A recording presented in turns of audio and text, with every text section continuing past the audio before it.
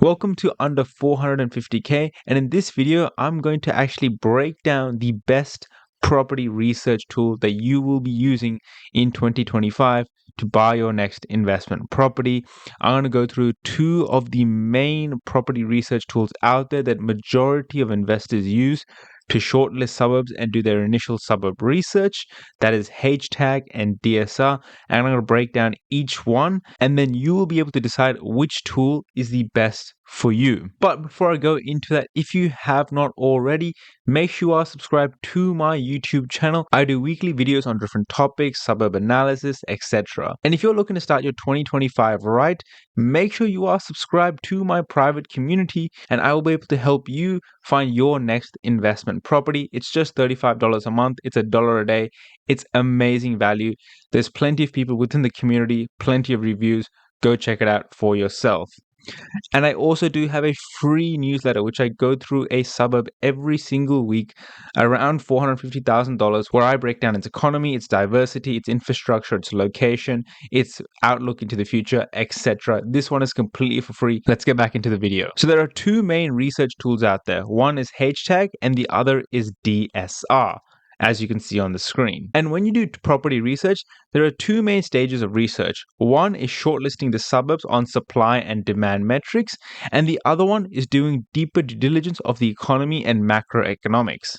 So the first part of this research is actually being able to shortlist the suburbs. And in HTAG, you can add certain conditions like days on market, stock on market, renter to owner occupier ratio, stock on market percentage, building approval ratio into these filters, and that will shortlist your list of suburbs down in this section below.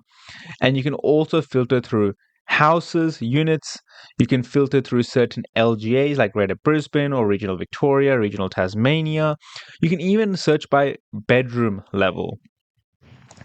And that is very powerful. The other also very powerful thing about HTAG is that when you have an account, you can actually save your strategy, and then you can have your strategy with your conditions listed out on there. And so when I select that strategy, we can now see that my list of criteria actually comes up onto HTAG, and that automatically filters out the 15,000 suburbs to 36 suburbs for me. And from there, I'm actually able to look at all the metrics on one single interface. And here we have the standard summary of metrics, the most important things when it comes to yields, stock on market, inventory, days on market, etc. But HTAG also has an expert level. As you can see here, when you click on the expert, we get a bunch of different metrics, including past month growth, past 3 years growth, past 5 years growth, the rental change in terms of 6 months, 1 year, 3 years, the capital growth returns, volatility index. So that's an example of how quickly you can use your strategy and your certain metrics to quickly shortlist suburbs on HTAG. And within DSR, we have something very similar. And if you have this tab here called Market Matcher, you can actually click into here, and this is what they use to actually shortlist your locations. And you can do it by state, ACT, Victoria, New South Wales, WA, etc. You can also go by map area, and you can actually select a location on the map of where you are looking. You just have to sort of drag, drop, you can increase it, make the search area wider, etc. I just go by state because it's easier. Here in property type search criteria, you can use houses or units. In the statistical search criteria, this is where you can add your metrics, much like HTAG.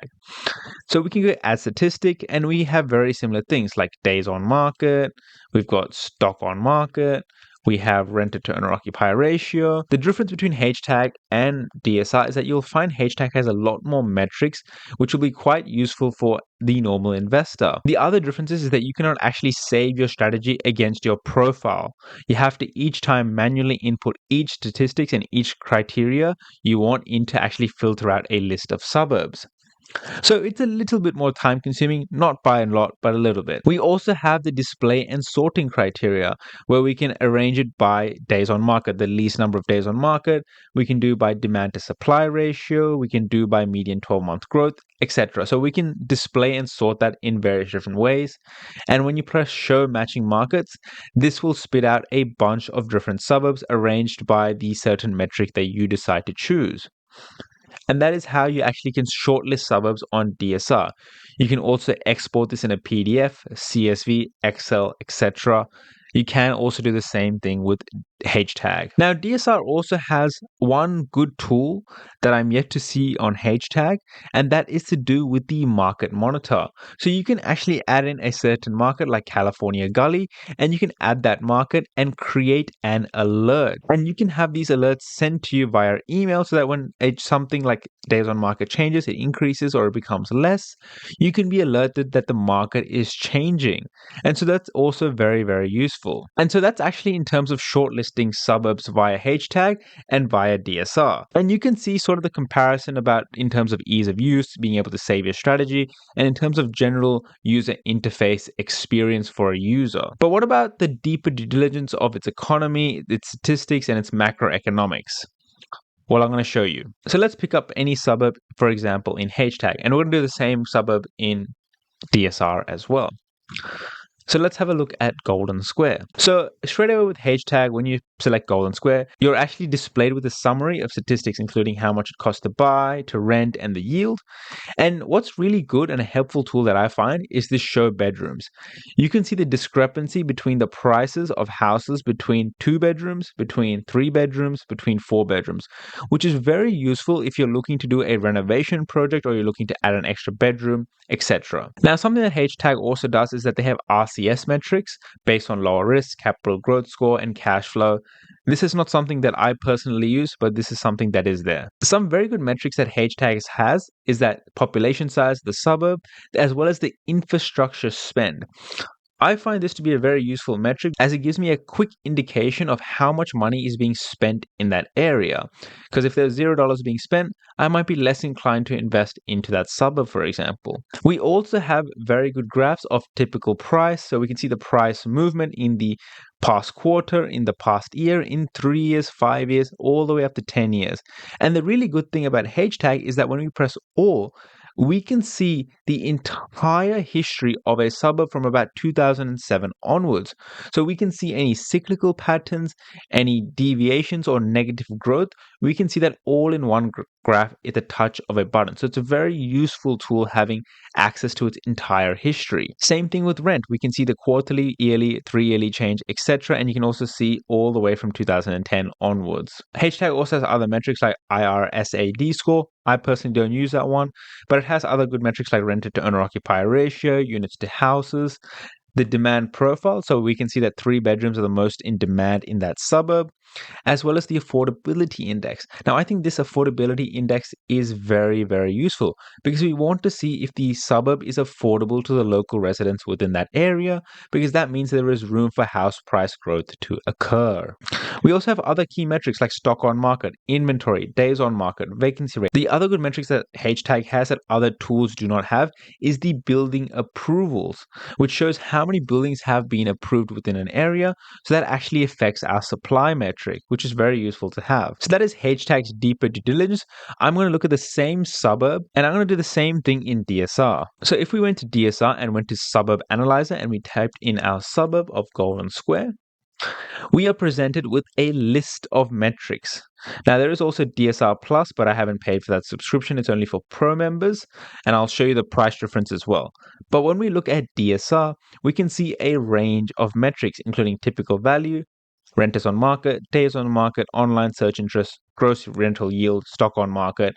So the metrics are much more limited in DSR, for example. However, all the important and key metrics are still on DSR, so we can use DSR to effectively shortlist our locations. And on a quick glance, we can see all the metrics on this column here. And then if we need to do deeper due diligence into the trends of a location, we can click into this history side, like the history of how many renters have been over the past 3 years. We can look days on market, and we can see days on market has sort of been trending down in the last 6 months, went a small up and then down again. We can also see stock on market. Where has stock been? It's been sort of flatlining for the past 12 months. And this is a very easy way that we can see trends of certain metrics. Now, the one advantage that I have found with users who use DSR over HTAG is that they find the HTAG sometimes is more difficult to read because there's a couple of things going on a graph on HTAG. As you can see, the stock on market in terms of the numbers itself, and then a percentage, and then a trend line as well. And this sometimes might be a little confusing for people who aren't used to looking at graphs. And this is where DSR, I think, has a slight edge to it. But on HTAG, it's not very hard to get used to either. So that's really up to you guys to decide. So that is the deeper due diligence of metrics when it comes to DSR. So I want to also show some of the key differences and benefits of HTAG over DSR. The other really good thing about HTAG that I really like personally is that not only can you look at the suburb level, but you can also look at the local government area or the regional level of a location. So Golden Square is in Bendigo, and I can look at Bendigo in total. And so here in Greater Bendigo, I have a list of suburbs again, and this gives me the region level metrics. So the school rank, the bushfire index, population of 120,000. We can see the infrastructure spend as well as the overall regional metrics in this area. And I find this to be very, very powerful because it paints a story not only on the region level, but as well as the suburb level, which unfortunately DSR does not have. And this is one of the key advantages of HTAG. Apart from that, also being able to save your strategy, I think personally has a better user interface, layout, and ease of use in terms of HTAG. It's just better than DSR. Now keep in mind, DSR is a very old tool. So then what are the cons of HTAG over DSR? Well, HTAG actually costs a little bit more than HTAG at $195.95 per month compared to DSR's $180 per month on the light version. Now, DSR also has a premium version of $270, but I don't think it's worth it. It's not worth it for the purposes of shortlisting a suburb and a location. I think the light version does that sufficiently. Now, DSR has it for $195, which is $15 more than DSR. However, I think it comes with a lot more metrics, a lot more region level analysis, and a lot more macroeconomics than DSR actually has. Overall, I think HTAG is the better property research tool out there currently in the market, and arguably the best property research tool out there. But don't get me wrong, DSR still does the job. DSR was the tool that I used when I first started property investing, so I'll never knock it.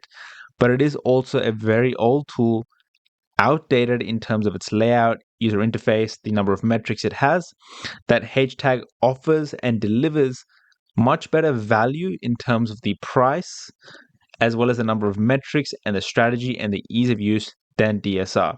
So if it's up to me, I'm always going to pick HTAG over DSR, but I want to lay out both research tools for you, and you can make a decision based off that. So I hope you found this video very helpful, and if you did, please smash that like button. Make sure you are subscribed to my YouTube channel and leave a comment down below about what you think is the best research tool out there. Till next time, thank you.